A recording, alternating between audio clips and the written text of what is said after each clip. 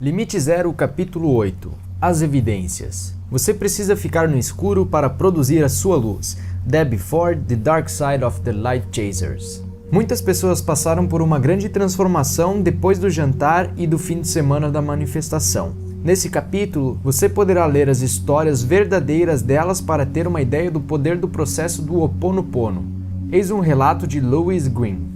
Caro Joey, quero agradecer-lhe mais uma vez por ter organizado a noite com o Dr. Hewlin. Sou grato também a Suzanne por ter cuidado dos detalhes, inclusive por ela ter encontrado um jantar vegetariano para mim no iate. Gostei muito de ter me sentado com você e Nerissa, e de ter conhecido vocês e as outras pessoas maravilhosas que estavam na mesa. Eu me senti privilegiado por ter um lugar na primeira fila para ouvir o Dr. Hewlin, bem como pela boa vontade e generosidade dele ao me orientar em resposta às minhas perguntas.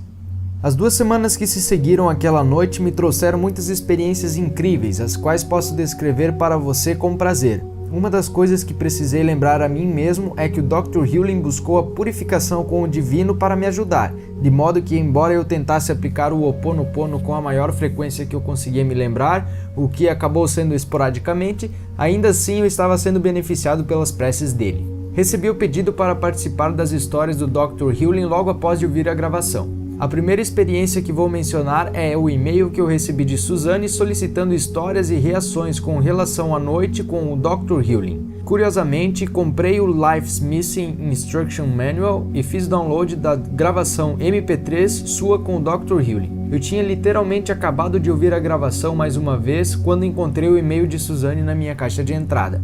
A minha ação judicial teve repercussão nacional sem nenhuma publicidade.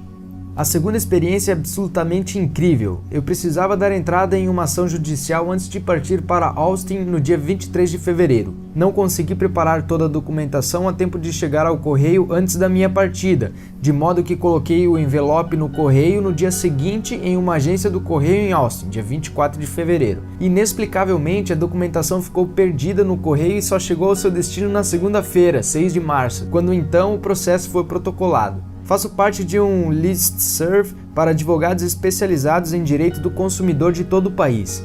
Na última sexta-feira, uma advogada de Connecticut incluiu um breve resumo de um caso que foi protocolado em Canadian County, Oklahoma, e perguntou se alguns dos meus colegas em Tulsa tinham dado entrada nele. Eu quase caí para trás, era o meu caso. Mandei um e-mail e também telefonei para o escritório dela para saber como ela descobrira o processo. Depois, passei a hora seguinte tentando encontrar alguma coisa no Google, mas não tive sorte. Ela respondeu ao meu e-mail e disse que assina um serviço online chamado Courthouse News Services, que tem correspondentes e provavelmente informantes que acompanham todos os processos, bem como as opiniões em todo o país e informam as ocorrências importantes, significativas ou simplesmente curiosas. A sinopse em um parágrafo apareceu na primeira página do site na coluna da direita e eu não enviara nenhuma publicidade sobre o caso. Ironicamente, o pai do cliente estivera em meu escritório mais cedo naquele dia e precisei tranquilizá-lo afirmando, no fundo do coração, que temos grandes chances de ganhar a ação. Acho absolutamente incrível que, entre milhares de casos protocolados todos os dias, o meu tenha sido noticiado.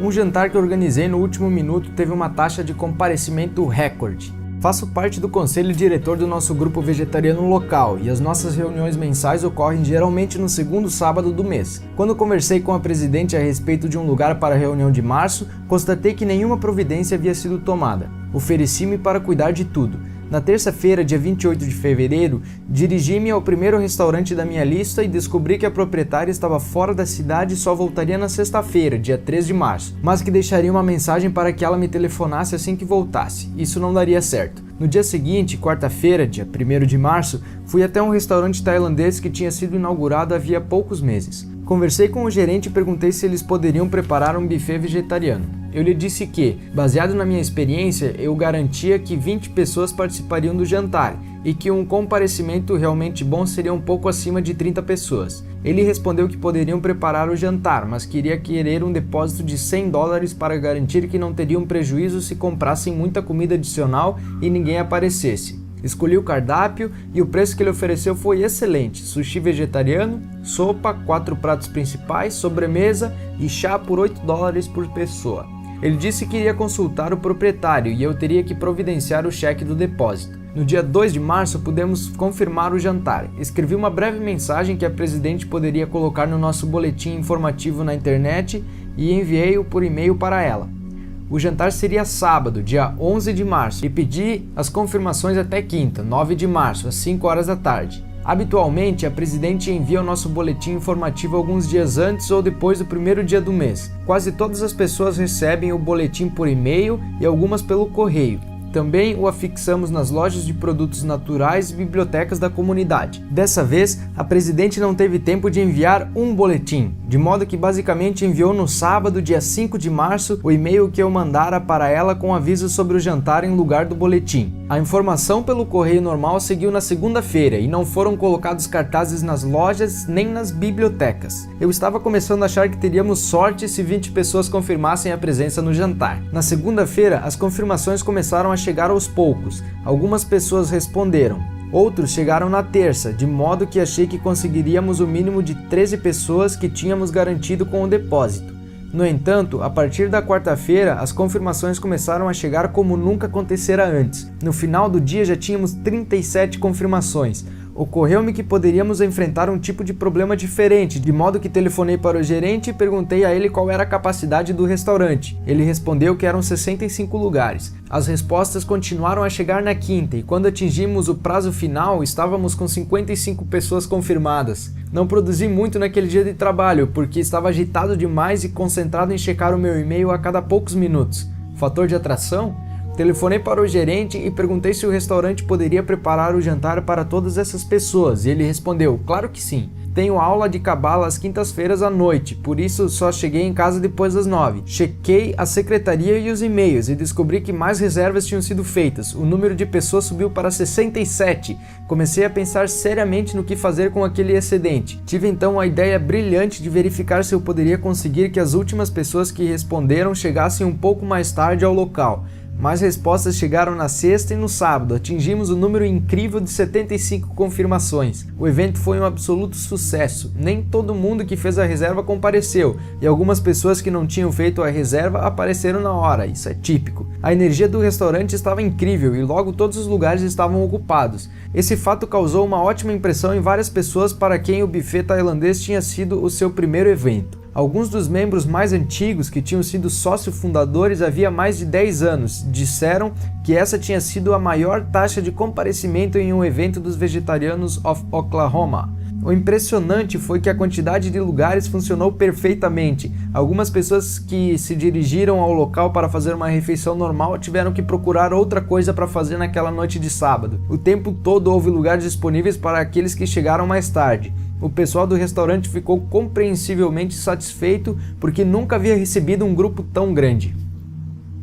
Milagres no aluguel de carros. Aluguei um carro para ir a Austin porque não queria desgastar o meu. Comparei os preços e calculei que daria no mesmo alugar o carro por uma semana inteira ou apenas de quarta a segunda. Obtive uma boa cotação online para alugar um carro médio, que eu achei que seria mais confortável do que um veículo pequeno e econômico. Quando cheguei à locadora, constatei que havia muito poucos veículos no estacionamento. Percebi que havia 2 Chevrolets HHR, cor de laranja, que tem um visual legal de carro envenenado. Quando me dirigi ao balcão, fui informado de que não tinham nenhum carro médio para alugar. Perguntei se eu poderia alugar um HHR, e eles me disseram que sim, mas por alguma razão esses carros eram classificados como grandes. Achei que seria legal alugar um carro cor de laranja envenenado para ir para Austin, já que laranja é uma das cores da Universidade do Texas, onde eu estudei. Entretanto, enquanto eu dirigia o carro até o meu escritório, percebi que, embora o veículo tivesse uma boa aparência externa, o espaço interno era apertado e a linha de visão tinha vários pontos cegos. Tive vontade de devolver o carro, mas eu precisava dele para ir ao escritório e fazer algumas coisas.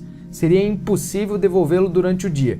Entrei em contato com a locadora e mencionei que gostaria de trocar o carro por um sedã mais convencional, mas me disseram que ainda não tinham disponível o carro que eu queria, e acrescentaram que eu certamente teria mais sorte na manhã seguinte. Arrumei a bagagem. De manhã, quando fui colocar a minha mala no HHR, descobri horrorizado que o carro tinha um amassado visível na porta do lado do carona. É claro que sempre recuso o seguro adicional e eu não me lembrava de ter visto o amassado no dia anterior, de modo que achei que eu estava ferrado.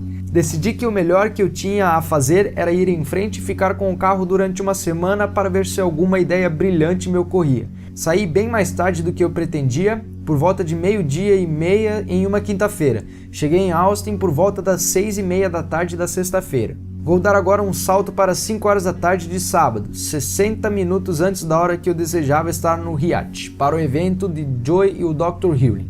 Eu passara tempo demais me preocupando com o amassado e com o que eu ia fazer. Eu estava em um shopping na zona norte de Austin tentando encontrar inutilmente uma câmera digital descartável. Estava ficando escuro e chovia sem parar quando me dirigi até o carro para voltar para o hotel. Em determinado momento, quando parei e me preparei para entrar em uma rua movimentada, ouvi de repente uma pancada. Alguém batera na traseira do carro. Pensei imediatamente, merda, primeiro amassaram na porta e agora isso. Tenho um jantar daqui 1 hora pelo qual eu já paguei e preciso tempo para tomar banho e me trocar. Para completar, o trânsito era intenso nessa área, mesmo sendo sábado à noite. Peguei os papéis referentes à locação e saltei do HHR. Topei com um jovem negro na calçada. Tenho que comprar pneus novos para o carro, não consegui parar. Não é uma boa coisa para se dizer a um advogado, pensei. Em voz alta eu disse, droga, o carro é alugado. Caminhamos até a traseira do HHR para avaliar o dano. Nós dois ficamos simplesmente aturdidos. Não há nenhuma marca, exclamou o homem. Não há nenhuma marca, Jesus seja louvado. Como sou judeu, achei a situação divertida, mas eu mesmo examinei o para-choque e não consegui acreditar. Por incrível que pareça, ele estava certo, não havia nenhum dano. O carro aparentemente era feito de plástico articulado. Eu sabia que eu ia ficar insatisfeito, mas não quis continuar a conversa e criar um caos. Tudo que eu queria era voltar para o hotel. Demos um aperto de mãos e fomos embora, cada um para o seu lado. Cheguei na hora do jantar e me sentei na mesa com Joe e Nerissa. Usei seriamente as técnicas de Ho'oponopono para decidir o que fazer sobre o amassado na porta. Adiei fazer qualquer outra coisa a respeito do assunto até umas 2 horas antes do momento em que eu teria que devolver o carro em perfeito estado. Procurei na lista telefônica e encontrei um lugar que consertava amassado sem usar tinta. O cara da loja me deu um orçamento de $95, mas ele precisava de algumas horas para fazer o trabalho. Isso me faria pagar uma multa por atraso, o que eu realmente não queria que acontecesse. Perguntei o que deveria fazer, e a resposta chegou bem clara, seja sincero, telefone para o escritório da locadora e explique a situação. Se eles quisessem me responsabilizar pelo amassado, pelo menos eu teria uma estimativa. Liguei então para o escritório e o cara no telefone me disse que não mandasse fazer o conserto e levasse o carro para a locadora para que eles pudessem examinar os dados do carro e avaliar o amassado. Eu disse, ok. Levei então o carro para a locadora e deixei-o estacionado na pista de devolução. A moça do setor de atendimento ao cliente começou a escanear o código de barras e a fazer a leitura das informações sobre o carro. Eu contei a ela o que estava acontecendo e ela me enviou para o trailer onde ficava o escritório. Encontrei o cara com quem eu falara no telefone e ele digitou no computador o número de identificação do carro. Milagre 2. O amassado já constava na ficha do carro. Eu não era responsável. Viva! Eu estava livre! Ofereceram a minha irmã o emprego dos seus sonhos. A minha irmã me telefonou 1 semana depois do jantar com Joe e o Dr. Healy. Ela é vice-presidente de uma divisão de uma companhia muito grande e conhecida.